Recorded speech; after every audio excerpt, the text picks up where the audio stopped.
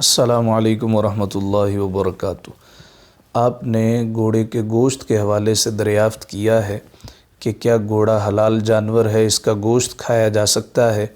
ساتھ ہی آپ نے استعجاب کا اظہار بھی کیا کہ کیا وجہ ہے ہماری سوسائٹی میں، ہمارے معاشرے میں، خصوصاً بر صغیر پاک و ہند میں گھوڑے کے حوالے سے جب کوئی یہ بیان کرے جی حدیث پاک میں اس کی حلت کا حکم موجود ہے تو لوگ اسے عجیب نظروں سے دیکھتے ہیں۔ تو یہ کتنا اہم مسئلہ ہے، لوگوں کی نظروں سے اوجھل کیوں ہے؟ تو ہم گزارش کریں، صرف یہی ایک مسئلہ نہیں ہے، بہت سے شرعی مسائل لوگوں کی نظروں سے اوجھل ہوتے ہیں۔ اس کی وجہ کیا ہے کہ مقررین میں سے بھاری اکثریت علم قرآن و حدیث سے نابلد ہوتی ہے۔ وہ بے مغز تقاریر سننے میں مصروف رہتے ہیں، انہیں قوالی سننے میں لطف آتا ہے، انہیں تعصبات پر مبنی گفتگو سننے میں لذت محسوس ہوتی ہے۔ اسی طرح جب وہ کسی عالم کو بلاتے ہیں تو مطمع نظر علم کا حصول نہیں ہوتا بلکہ اس کی بے مغز تقریر ہوتی ہے، اور ایسے مقررین بلائے جاتے ہیں جن میں لطائف و ظرائف کی اور آج کل وظائف کی بھرمار ہو، من گھڑت مسلکی مسائل پر مغز ماری، مذہبی تعصب اور افتراق کے علاوہ کوئی موضوع ہوتا ہی نہیں ہے۔ علمی و عوامی مسائل کا نہ ادراک ہے، نہ قرآن و سنت کا علم و مطالعہ ہے، ورنہ آپ نے بالکل صحیح کہا ہے، وقتاً فوقتاً ان مسائل کو سمجھا جائے، بیان کیا جائے تو عوام کو اس قدر تعجب اور تذبذب نہ ہوتا۔ تو قصوروار دونوں ہیں کہ علماء ایسی باتیں بیان کرتے ہیں جو لوگ سننا چاہتے ہیں، اور عوام ایسے لوگوں کو بلاتے ہیں جو لا یعنی گفتگو کرنے میں ماہر ہوں، طرز لگا کے بات کرنے والے ہوں، لطیفے سنانے والے ہوں، من گھڑت قصے کہانیاں سنانے والے ہوں۔ اللہ تعالیٰ عمل کی توفیق عطا فرمائے۔ آپ نے جو سوال دریافت کیا ہے اس کی طرف آتے ہیں کہ کیا گھوڑا حلال جانور ہے۔ ابتداءً تو فقہا کا مسلک کیا ہے، پھر ہم دلائل کی طرف آتے ہیں۔ امام ابو حنیفہ اور امام مالک رحمہم اللہ کے نزدیک گھوڑے کا گوشت مکروہ ہے، یہ الہدایہ میں ہے۔ ابو یوسف اور امام محمد اور امام شافعی رحمہ اللہ کے نزدیک اس کا گوشت کھانے میں کوئی بھی حرج نہیں ہے۔ جائز کہنے والوں کے اپنے دلائل ہیں، مکروہ کہنے والوں کے اپنے دلائل ہیں۔ تو کیا کسی نے حرام بھی کہا ہے؟ ہم بعد میں اس کی طرف آتے۔ جائز کہنے والوں کی دلیل بخاری مسلم کی متفق علیہ حدیث ہے، حضرت اسماء راویہ ہیں، قالت نحرنا فرسا علی عہد رسول اللہ صلی اللہ علیہ وآلہ وسلم فاکلناہ۔ حضرت اسماء رضی اللہ تعالیٰ عنہ فرماتی ہیں کہ رسول اللہ صلی اللہ علیہ وآلہ وسلم کے مبارک زمانے میں ہم نے گھوڑا ذبح کیا، پھر ہم نے اس کو کھایا۔ اسی طرح حضرت جابر بن عبداللہ رضی اللہ عنہما سے مروی ہے، آپ بیان کرتے ہیں کہ رسول اللہ صلی اللہ علیہ وآلہ وسلم نے خیبر کے موقع پر پالتو گدوں کا گوشت کھانے سے منع فرمایا اور گھوڑے کے گوشت کی رخصت دی ہے۔ ورخص فی الخیل، یہ بھی بخاری اور مسلم کی متفق علیہ حدیث ہے۔ جو لوگ ناجائز کہتے ہیں ان کی دلیل کیا ہے؟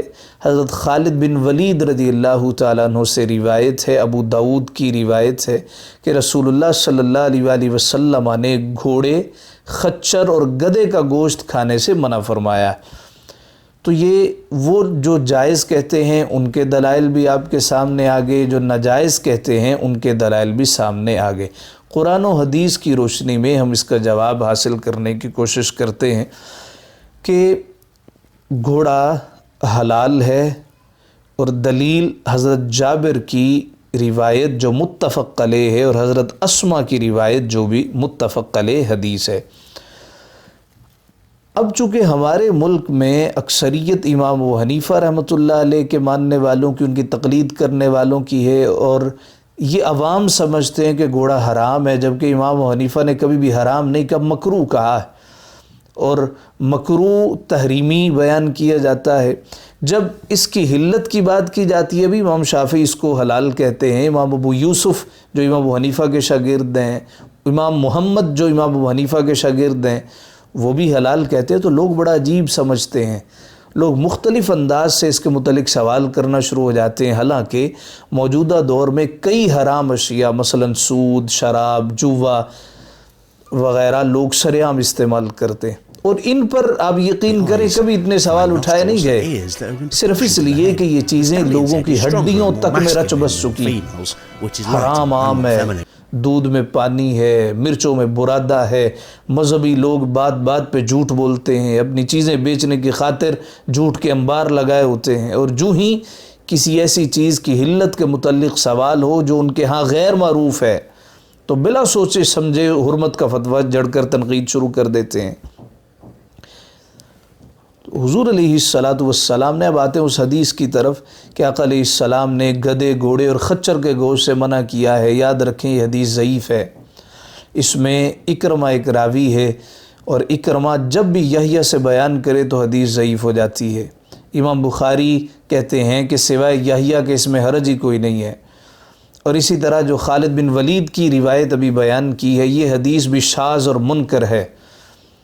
اس میں ایک راوی ہے جبکہ وہ خیبر کے بعد مسلمان ہوئے، تو یہ ایک عجیب بات بیان کی جاتی ہے۔ وہ کہتے ہیں جی خالد خیبر میں شریک ہوئے، حالانکہ جناب خالد بن ولید خیبر کے بعد مسلمان ہوئے۔ ان کا یہ کہنا کہ آقا علیہ السلام نے اسے منع فرمایا ہے، تو یہ ایک عجیب بات ہے۔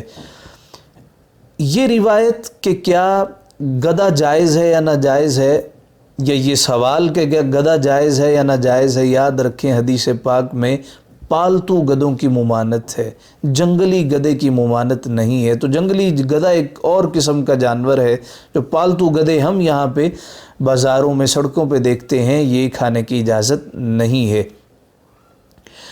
اب جنگلی گدھا کھانے کی اجازت کس حدیث سے ثابت ہے؟ صحیح بخاری کی حدیث پاک ہے۔ ابو قتادہ کہتے ہیں ہم نبی کریم صلی اللہ علیہ وآلہ وسلم کے ہمراہ سفر میں تھے، کچھ ہم میں احرام پہنے ہوئے تھے اور کچھ بغیر احرام کے تھے۔ جناب ابو قتادہ کہتے ہیں میں نے ایک جنگلی گدھا شکار کیا اور اپنے ساتھیوں کے پاس لے آیا، فقال بعضهم کلوا وقال بعضهم لا، بعض نے کہا کھا لو، بعض نے کہا نہیں کھانا۔ حضور علیہ السلام سے دریافت کریں گے تو آقا علیہ السلام نے فرمایا یہ حلال ہے، اس کو کھا لو۔ حافظ ابن حجر نے امام طحاوی حنفی کا قول نقل کیا، فرماتے ہیں علماء کا جنگلی گدھے کے حلال ہونے پر اتفاق ہے۔ اس کو گھریلو گدھا ہرگز نہیں سمجھنا چاہیے، یہ جنگلی گدھے کی بات ہو رہی ہے۔ تو آپ نے خاص گھوڑے کے حوالے سے سوال کیا ہے، تو اس کو حرام کیوں کہا جاتا ہے؟ اس لیے کہ یہ جنگوں میں استعمال ہوتا ہے، اس کے شرف کی وجہ سے کہا جاتا ہے اس کو استعمال نہ کیا جائے، ادروائز گھوڑا یہ حرام نہیں ہے۔